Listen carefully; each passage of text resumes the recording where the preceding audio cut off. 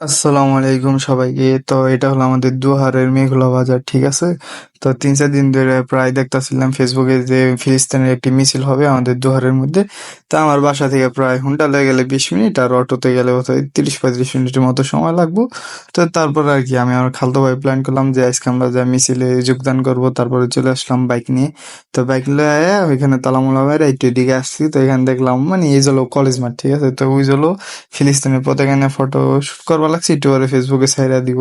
তো আমরা আসছি আগে, ঠিক আছে? ঘোরাঘুরি করতে করতে দেখি মানুষ জড়ো হয়ে গেছে সামনে।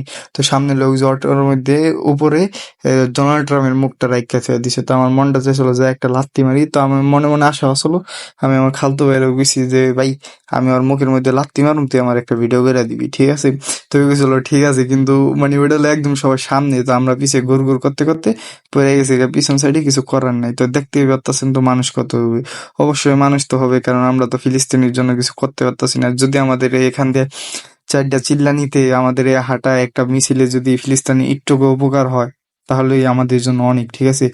বিশ্বাস করেন ভাই, এখানে যায় মনের মধ্যে অনেক শান্তি পাইছি যে কিছু তো করতে পারতাছি না, অত অত তাদের নাম নিয়ে চিল্লান দিয়ে তো তাদেরকে মানে বলতে পারতাছি যে আমরা তোমাদের সাথে আছি। রাস্তা দিয়ে যাইতাছি আর চিল্লান দিতাছি যে ফিলিস্তিনদের রক্ষা করে, এটা বলতে পারলে মনে শান্তি পেতেছি, ঠিক আছে? এটাই অনেক শান্তি।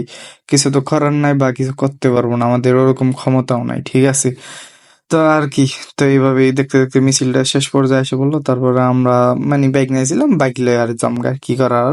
তো যাইতাছি, তা দেখি হুন্ডার চেনের মধ্যে খালি খের খের করবার লাগছে। তো ভাবলাম যে গ্যারেজ থেকে হুন্ডাটা সারায় তারপর লয়ে যাবো। তারপর কি দেখতে দেখতে চলে আসলাম হলো গ্যারেজে।